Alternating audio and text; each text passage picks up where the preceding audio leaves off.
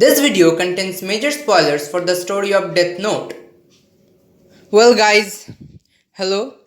This is my first anime review, and I'm a little nervous over here. So, guys, I started watching anime in the last year's November, that is November 2019, and I really love anime. I have watched many anime series from then on, but I have never really digged up into any inner themes or conceptions of the story, how the story represents a particular ideology or like that. I was particularly interested in the storylines. But recently I got a little interested about means the inner themes and ideologies that anime represents. After watching a video over these themes and conceptions of anime by an popular anime reviewer on YouTube. So, here am I with my first anime review over one of the first series I saw and one of my most favorites, Death Note. Written by Sugami Oba and licensed by Madman Entertainment, Death Note is a 37 episode long anime. Its main storyline is about two intellectual titans, Light and L, and their ideals towards what is justice. Light Yagami is introduced as one of the top students of Japan. He is a very bright student. People around him have a very high hope of his future. However, Light himself finds his life boring and melancholy. This seemingly ordinary boy one day gets his hand on an extraordinary notebook, Death Note. Thanks to a series of coincidences, he is the only one to get it, and, well, he believes that it to be false. Of course, a notebook which can kill anyone who thinks rationally will take it as a prank. The notebook has the title Death Note and rules on its front cover's back claiming anyone whose name is written on it shall die.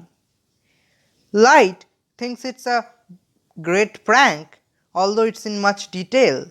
Light tries to test it, still not believing in its powers. He writes a criminal's name on it, whose name was all over the news that evening.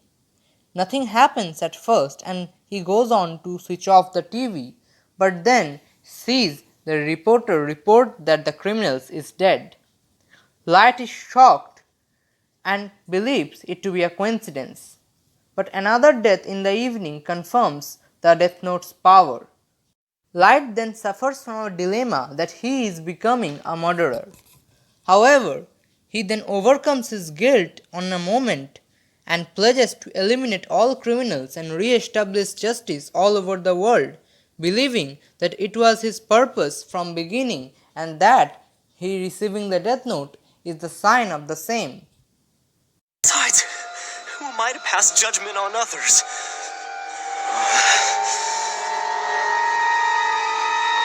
No, wait. Maybe I'm wrong. This is exactly what I've been thinking about lately. This world is rotting, and those who are making it rot deserve to die. Someone has to do it, so why not me? The public, however, notices that criminals all over the world are dying of heart attacks. It seemed impossible to be a coincidence, but there's no proof about the deaths being a murder or the setup murders. Public finally names the unknown reason behind these deaths as Kira or killer for Japanese. The police forces all over the world fail to reach any conclusion and consults L, world's greatest detective. Many have their doubts about this mysterious man, but all doubts are resolved when by evening L proves that the deaths were murders, that Kira exists, and that he is in Japan's Kanto region. On further investigations, L's suspicion falls on Light. Light too becomes aware of it, but there's no proof to prove Light guilty.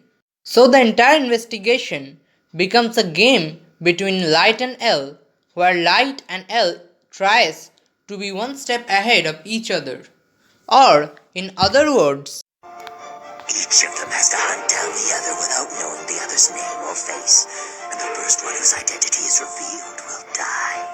Humans are so much fun. The entire story is full of thrills and suspense. But Death Note is also famous about the idea of justice it represents. It all revolves around Light and L and their clashing ideas of what is justice. In episode 1 Rebirth, Light's pledge about removing vermins from the world already shows his view. In episode 2 Confrontation, L and Light pledge to kill each other and the episode ends with Kira, I will hunt you down wherever you're hiding and I will eliminate you. I am justice.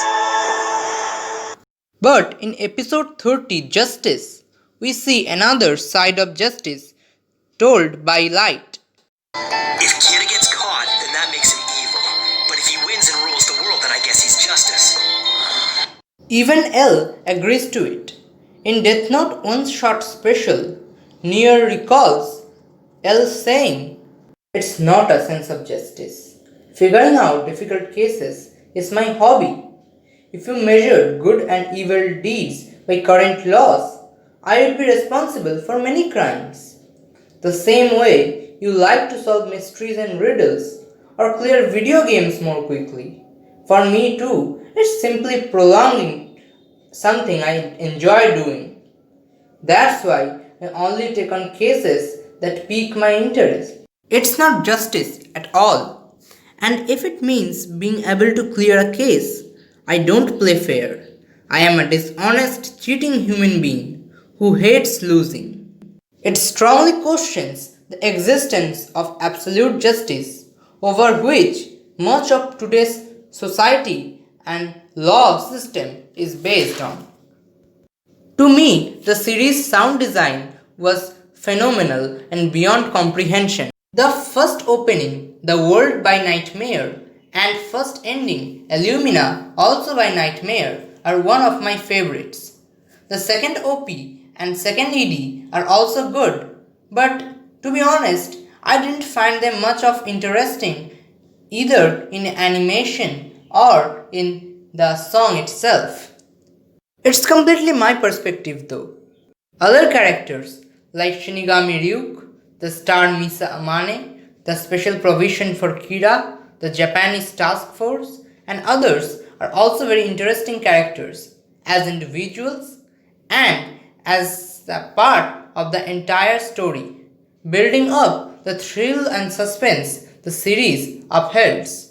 Death Note is a must watch for everyone who wishes to watch a series full of thrill and suspense. So that concludes my first review. I'll be coming back with another review very soon. Till then, stay tuned. Thanks for watching.